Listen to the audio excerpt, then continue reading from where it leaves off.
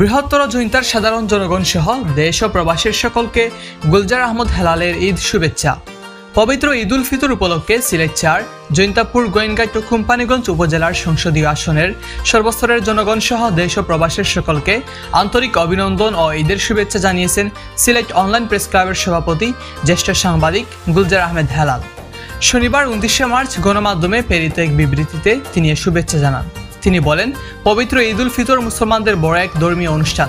দীর্ঘ এক মাস সিয়াম সাধনা শেষে ঈদ আমাদেরকে সাম্য, ভ্রাতৃত্ব, সম্প্রীতির মহামিলনে একীভূত করে থাকে।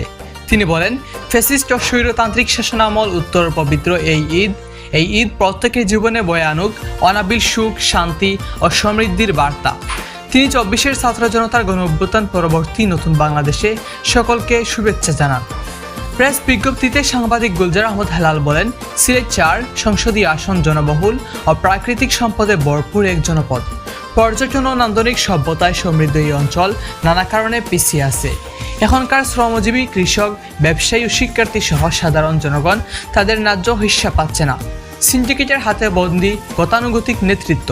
তিনি বলেন, নতুন বাংলাদেশকে নবরূপে সাজাতে প্রয়োজন সৃষ্টিশীল, জনবান্ধব নেতৃত্ব। ঈদ আনন্দের এই দিনে সকল বৈষম্যের অবসান ঘটিয়ে সাম্য ও মানবিক এক সমাজ গড়ে উঠুক, এই প্রত্যাশা সকলের। সকলকে ঈদের শুভেচ্ছা রইল। ঈদ মুবারক।